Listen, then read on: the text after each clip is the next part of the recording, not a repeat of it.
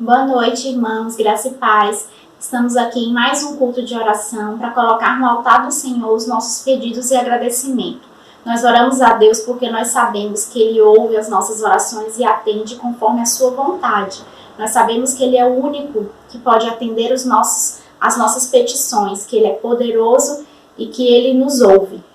Nós vamos ler nesse momento o texto que está em Abacuque, no capítulo 3, nos versículos de 17 a 19, que nos diz: Embora as figueiras e videiras tenham sido totalmente destruídas, e não haja flores nem frutos, embora as colheitas de azeitonas sejam um fracasso, e os campos estejam imprestáveis, embora os rebanhos morram nos pastos, e os currais estejam vazios, eu me alegrarei no Senhor. Ficarei muito feliz no Deus da minha salvação.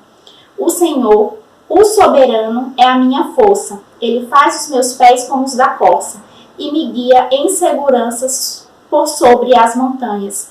Amém. Esse é o nosso Deus. E mesmo que nós estejamos passando por momentos difíceis, de dificuldade, ainda que a figueira não floresça, nós podemos crer, nós temos a esperança. Nós podemos ter esperança na escuridão, porque quanto mais nós nos aproximamos de Deus, mais Ele revela do seu amor, da sua fidelidade e da sua graça. E nós passamos a compreender e crer que mesmo nos momentos de dificuldade, Ele continua sendo bom, Ele continua olhando por nós e Ele é soberano. Ele está no controle de todas as situações e nós podemos descansar nesse Deus. Amém? Nesse momento nós vamos orar agradecendo ao Senhor por Ele ter nos sustentado até aqui, pelas suas bênçãos, pela sua proteção. Nós vamos orar por as famílias da nossa igreja que estão passando por momentos difíceis, que tiveram perdas, que o Senhor possa estar consolando e cuidando de cada um. Oremos. Senhor, nosso Deus e Pai, nesse momento, ó Deus, nós colocamos no Teu altar, Senhor, todos os pedidos e agradecimentos, Senhor.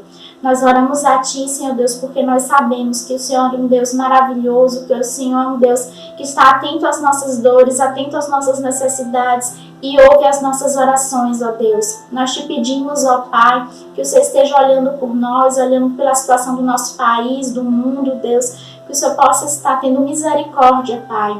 Abençoa, Senhor Deus, tem misericórdia daquelas famílias que perderam seus entes queridos, Senhor, que o Senhor possa estar dando o conforto e o consolo vindo de Ti, ó Deus, que o Teu Santo Espírito, Deus, possa estar com eles, confortando, consolando, Deus, que eles possam experimentar cada dia, Pai, da paz que excede todo o entendimento, Senhor. Abençoe, Senhor Deus, os trabalhos missionários nessa época, Senhor Deus, de pandemia, que eles possam estar, Senhor Deus, sendo fortalecidos para enfrentar, Senhor, as dificuldades e limitações desse momento, Senhor. Abençoe a Tua igreja, Senhor, que está espalhada, cultuando das suas casas, Senhor Deus, que nós não perdemos o foco, Senhor Deus, que nós não perdemos o direcionamento, mas que nós possamos estar firmados em Ti, Senhor Deus, porque Tu és o Deus das nossas vidas, Senhor Deus, Tu és o Salvador das nossas vidas, no qual nós cremos e oramos, Senhor Deus, porque nós sabemos, Senhor, que Tu és bom, Senhor Deus, que Tu é fiel para conosco, Senhor Deus, mesmo quando nós não somos fiéis a Ti, Senhor Deus. Tem misericórdia das nossas vidas, Senhor Deus, perdoa os nossos pecados, Senhor Deus, e que o Senhor esteja reinando no nosso coração, Senhor, que o desejo do nosso coração seja Te servir, louvar e engrandecer o Teu santo nome, Senhor. Abençoe, Pai, o pregador dessa noite, Senhor Deus, que ele possa estar sendo usado por Ti, Senhor, que ele diminua para que o Senhor cresça, Senhor Deus, direcione a sua vida, Senhor Deus, as palavras que serão ditas aqui nessa noite, que elas possam ir de encontro às nossas necessidades, ao nosso coração, ó Pai. Nos abençoe, nos dê uma noite, Senhor Deus, na Tua presença. Essa é a minha oração em nome de Jesus. Amém.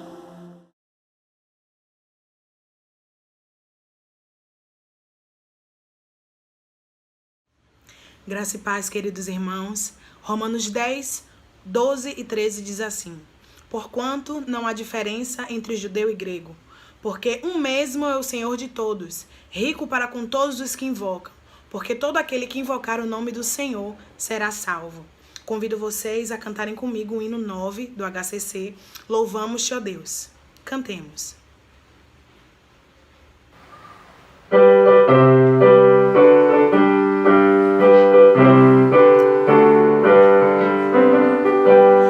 Louvamos-te, ó Deus, pelo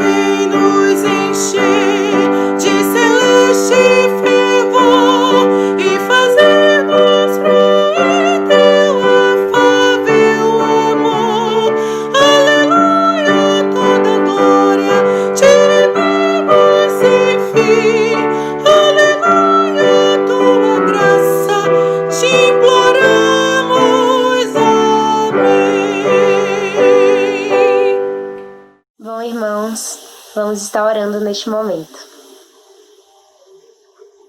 Senhor meu Deus, muito obrigada, Pai.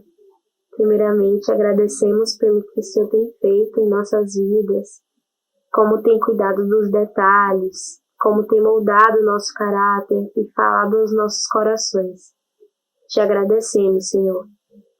Da mesma forma, Pai, gostaria de te pedir pelas pessoas que estão enfermas, sejam em leitos de hospitais, em casa, onde quer que elas estejam, meu Deus, que o Senhor esteja cuidando da vida dessas pessoas. Sabemos que o Senhor tem um propósito para a vida de cada um. Então, se for da sua vontade, que o Senhor também esteja liberando cura sobre elas. Esteja fortalecendo, não somente elas, mas também seus familiares, Pai. Gostaríamos de te pedir também por aqueles que perderam seus entes queridos, que o Senhor esteja consolando e liberando conforto para o coração dessas pessoas, Deus, que elas possam se sentir abraçadas pelo Senhor. Também, meu Deus, te pedimos pela nossa igreja, pelos membros, pelos líderes, que o Senhor esteja liberando sabedoria e também capacitando os nossos líderes para que eles continuem nos guiando da melhor forma. Te agradecemos também, Senhor, pelos livramentos, pelos que percebemos e também pelos que não percebemos. Que o Senhor continue guiando os nossos passos e estando conosco a todo tempo. Obrigado por tudo, é isso que pedimos e agradecemos. Em nome de Jesus, amém.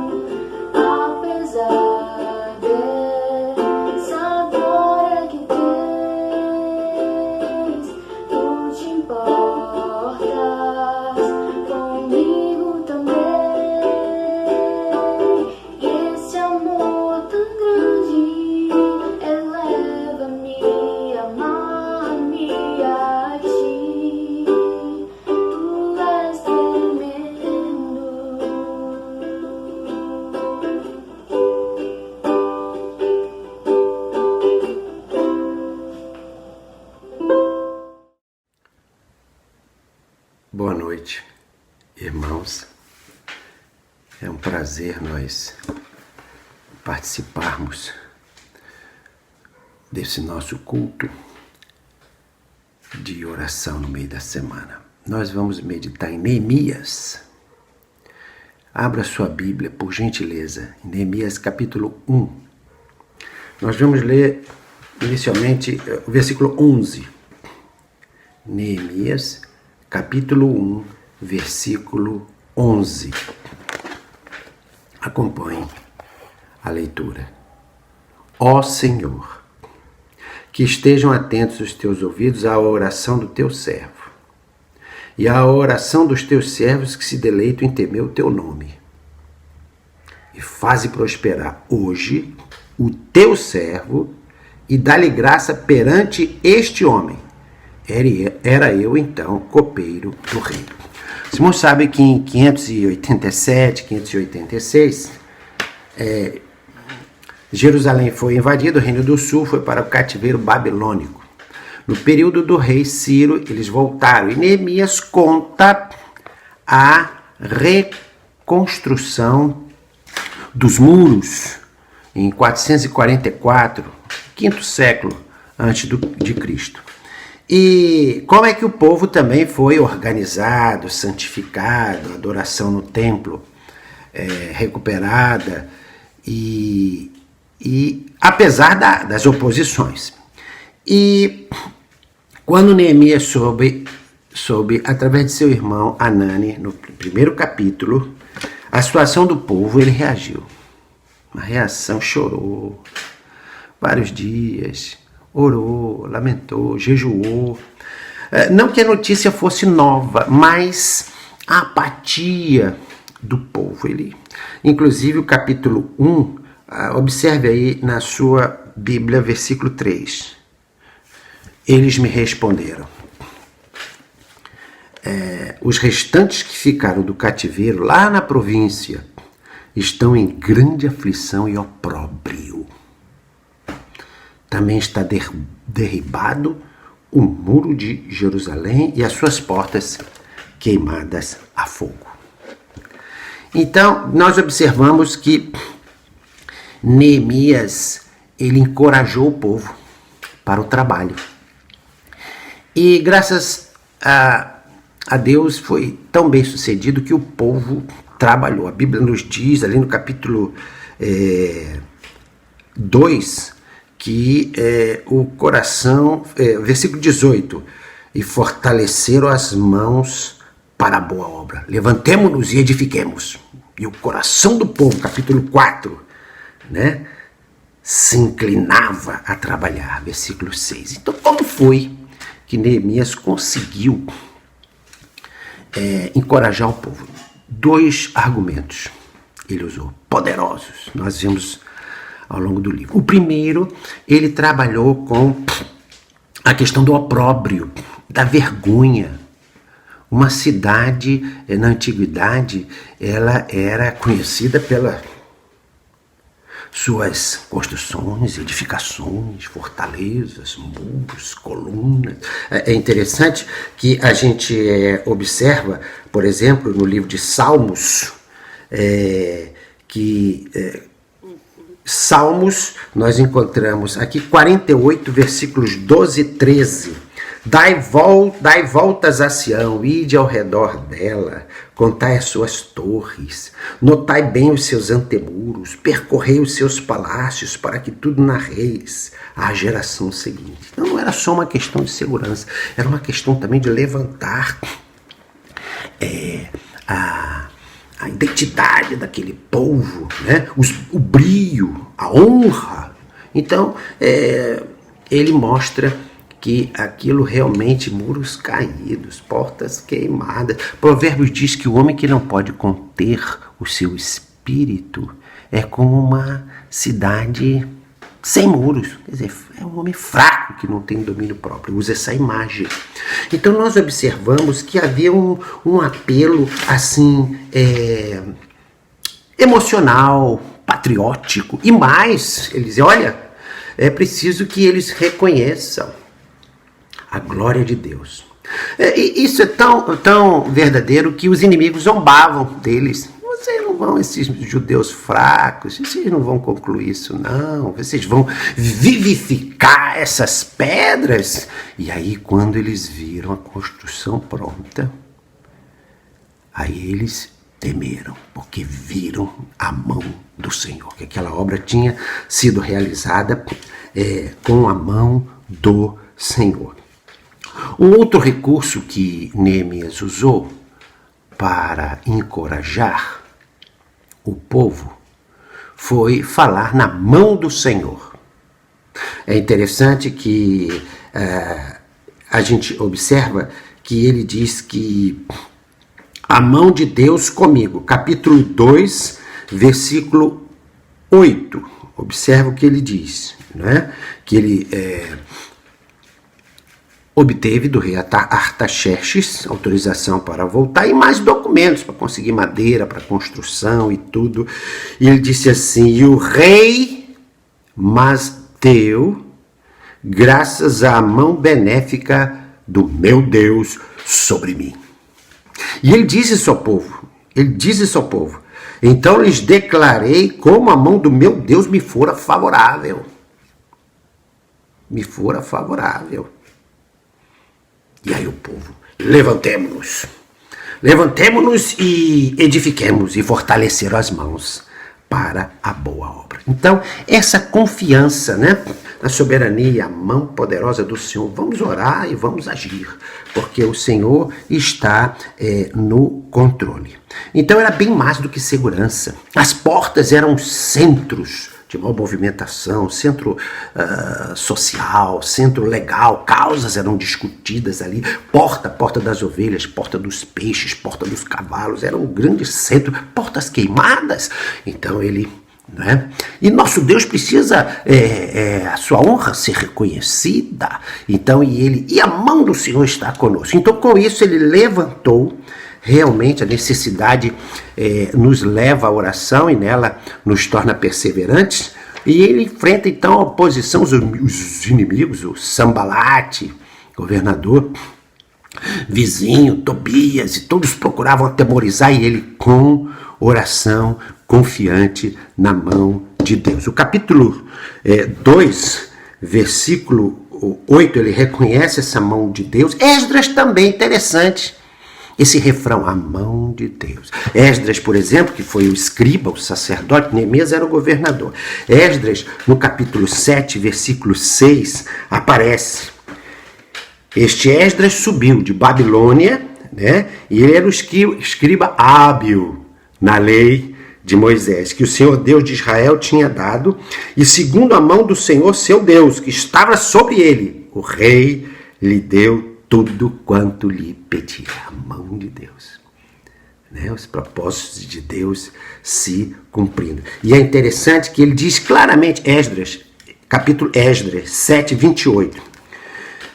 Ele diz assim, Esdras, assim, encorajado pela mão do Senhor, meu Deus, que estava sobre mim, ajuntei dentre Israel alguns dos homens principais para subirem comigo para Jerusalém. Encorajado pela mão do Senhor. Muito importante essa questão da confiança na mão do Senhor. Em Neemias a gente encontra um quadro perfeito dessa combinação entre oração e organização sábia e trabalho.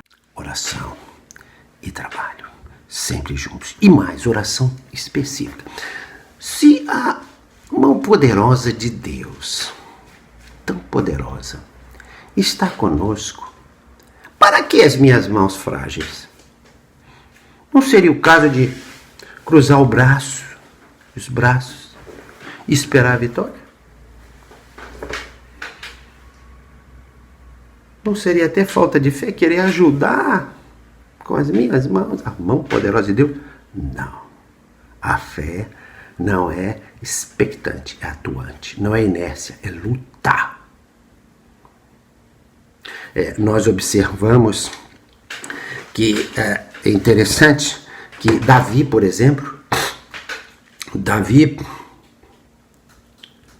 não cruzou os braços esperando o gigante cair. Usou a sua pontaria certeira e caminhou.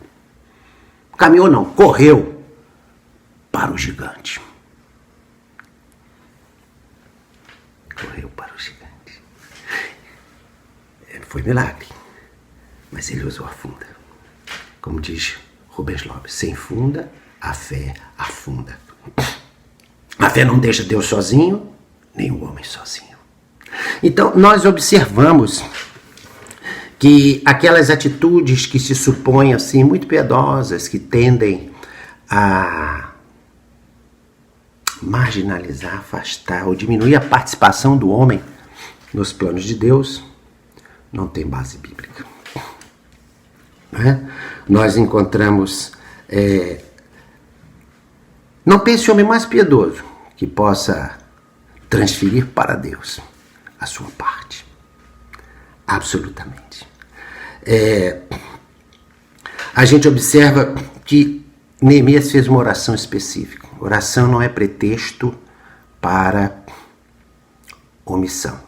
O trabalho sem oração é infrutífero. Salmo 127. Se o Senhor não edificar a casa, em vão trabalham os que edificam. Em vão vigia a sentinela se o Senhor não guardar a cidade.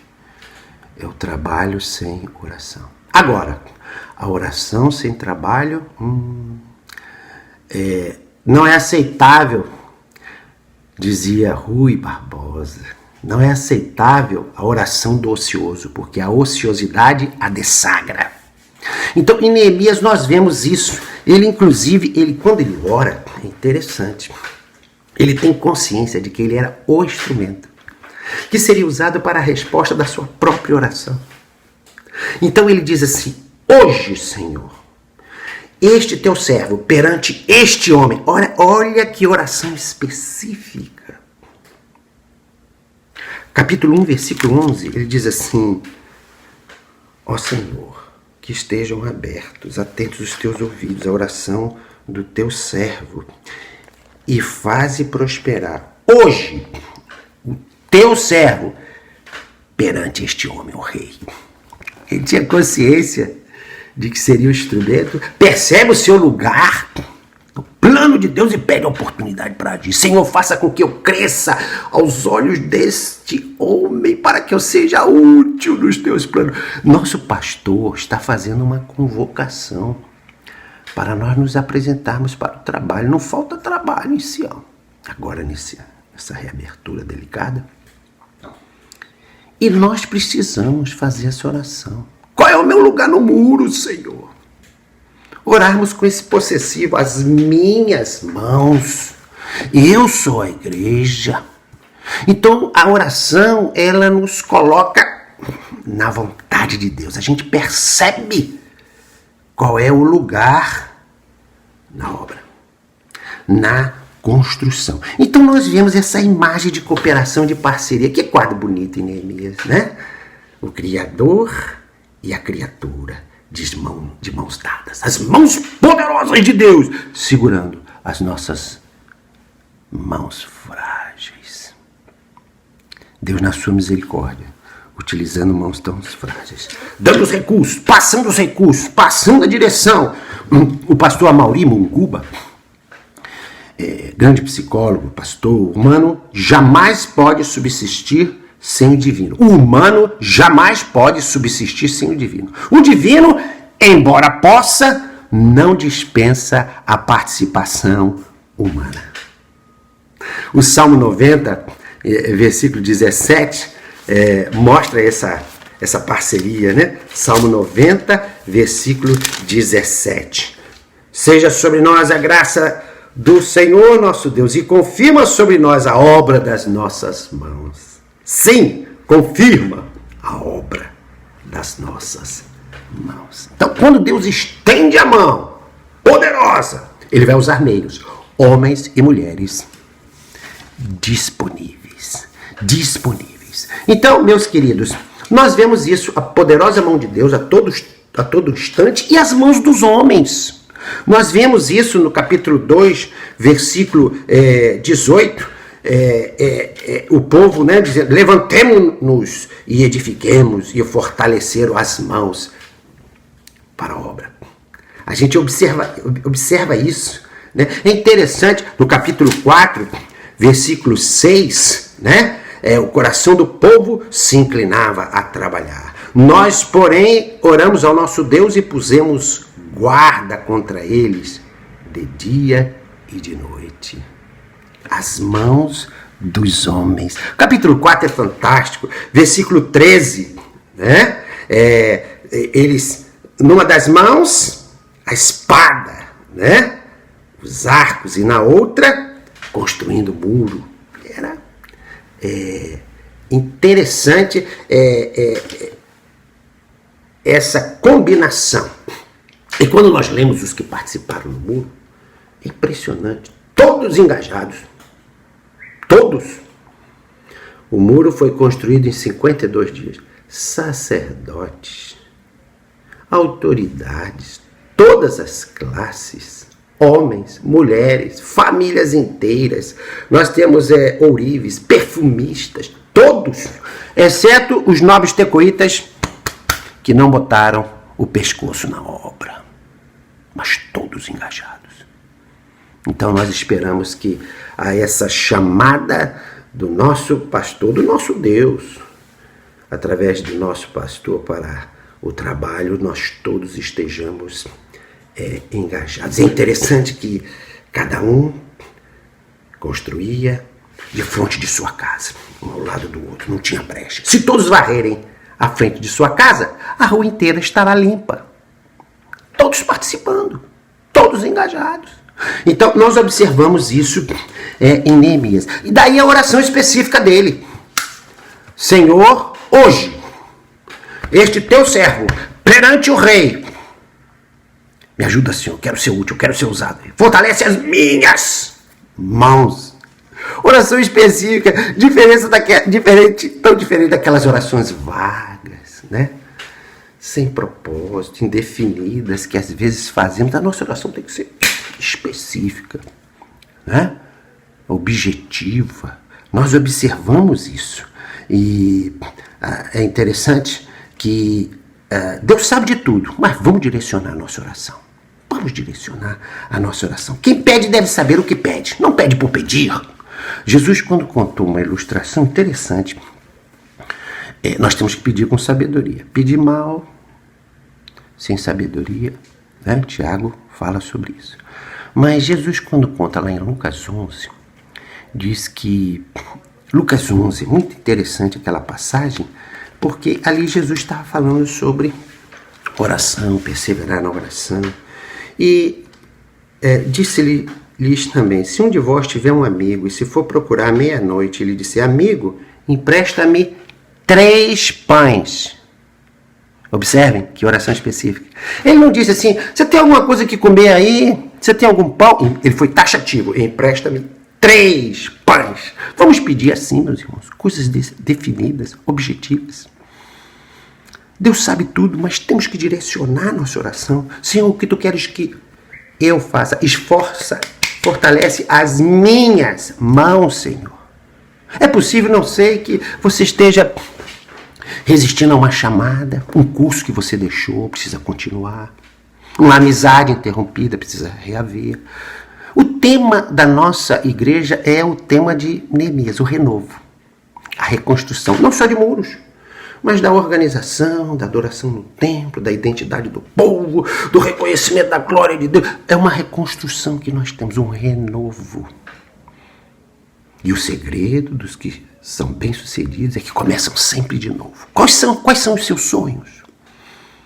Seminário, é possível que você esteja resistindo e Deus quer que você fique 4 anos ou mais numa escola teológica superior, no aprofundamento da Bíblia, nas línguas originais, na teologia. Quais são os seus sonhos? Faça uma oração específica, né? É interessante que a gente tem uma ilustração, só os nomes são fictícios, a história é real, contada por João Falcão Sobrinho. Maurício, ele era gerente do Banco do Brasil e alcoólatra. A relação com Verdirema já estava quase rompida. Tinham filhos, e uma sexta-feira ele saiu, voltou no domingo, bêbado. Ele era grande, gritando, ameaçando a esposa e os filhos lá no cantinho da sala, assustado, com os olhos assim, olhando para o pai. Aí Verdirema, que tinha se afastado da igreja por causa desses problemas, pegou as crianças e disse, olha, já chega, e foi para a igreja. E ele parece que teve um momento de sensatez e disse, é hoje ou nunca. E suspirou e foi para a igreja. Chegou lá, o pastor estava pregando. Olha só, pregando. Ele sentou lá atrás. O Silvio, 8 anos, ao lado da mãe, fazendo oração de menino, sem floreios. Senhor, salva meu pai. Jesus, salva meu pai. Ele está lá atrás. Calça jeans, camisa branca. Ele é grande, Senhor. Jesus, salva meu pai. Na lógica infantil, ele achava que tinha que descrever bem o pecador, para que Jesus não salvasse o pecador errado. Salva meu pai. Oração objetiva. Deus ouviu a oração do menino. O Espírito Santo tocou no coração de Maurício. Ele foi à frente, se converteu, se tornou o pai e o marido mais terno. Não quis saber mais de beber. Cristo preencheu aquele vazio que o levaram a beber. Deixou o banco, entrou no seminário, fez teologia. Hoje é pastor. O evangelho transforma.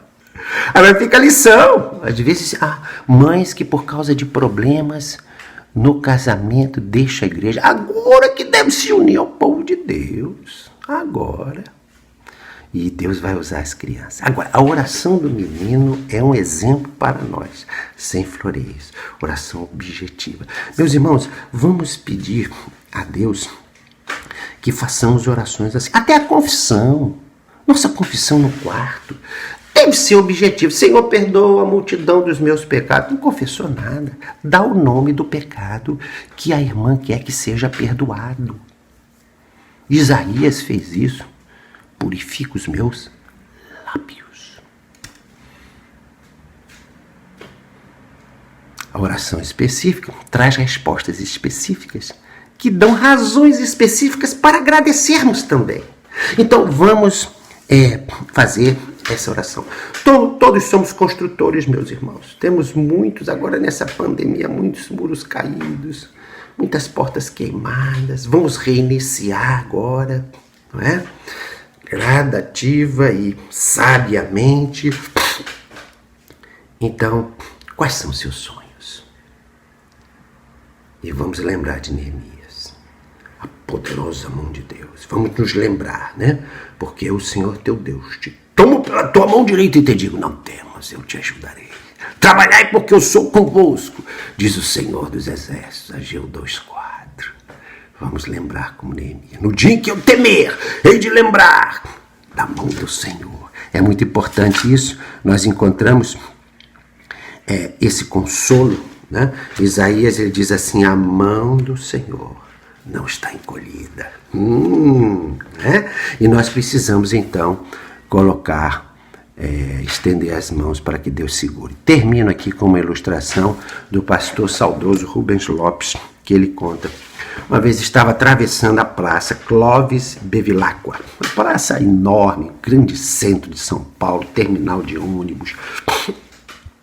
E ele conseguiu atravessar com a Lucinha, a filhinha dele.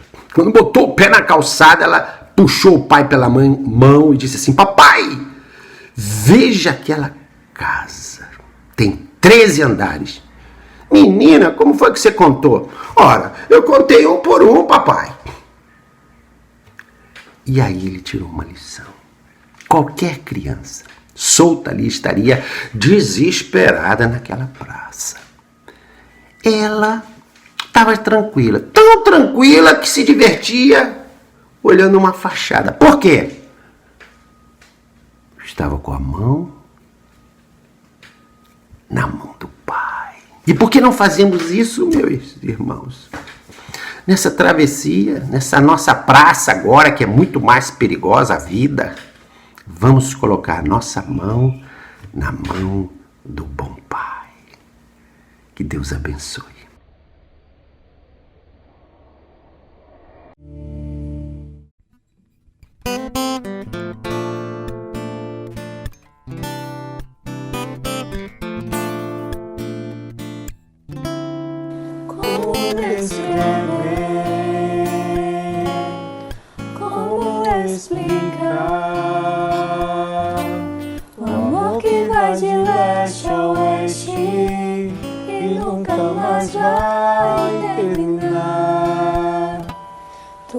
Conheces bem e sabes quem eu sou. Não há como me esconder de ti, sempre sabes onde estou. É de coração tudo que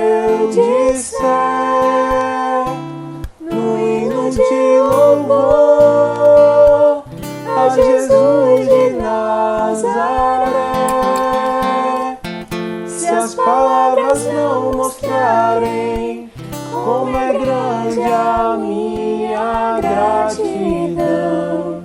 Mesmo assim, Senhor, recebe meu louvor, é de coração. Se eu fizer chover palavras de louvor, ainda assim será tão pouco frente a esse amor. Por isso escute o pulsar do meu coração. És o caminho, a vida e a verdade, te dou minha gratidão.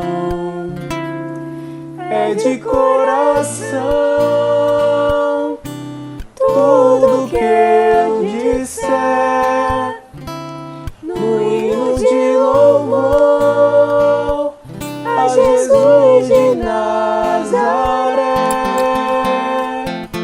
Se as palavras não mostrarem como é grande a minha gratidão, mesmo assim, Senhor, recebe o meu louvor, é de coração. Se as palavras não mostrarem como é grande a minha gratidão, mesmo assim, Senhor, recebe o meu louvor, é de coração.